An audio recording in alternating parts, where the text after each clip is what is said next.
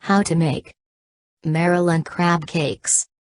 Ingredients: 1 can, 16 ounces, jumbo lump crab meat.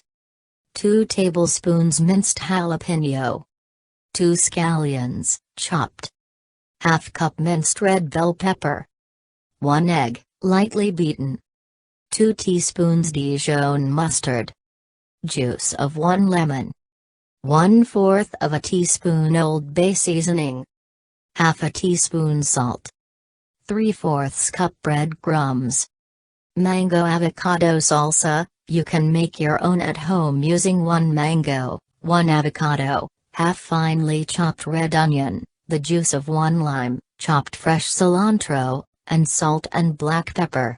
Don't love mangoes? Improvise a healthy tartar by mixing equal parts mayo and plain yogurt with chopped pickles, capers, and fresh lemon juice instead.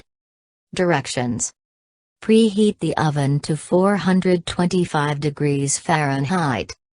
Gently mix everything but half cup of the breadcrumbs. Using your hands, loosely form the crab mixture into 8 patties. Spread the remaining breadcrumbs on a plate and roll each crab cake over the crumbs to lightly and evenly coat.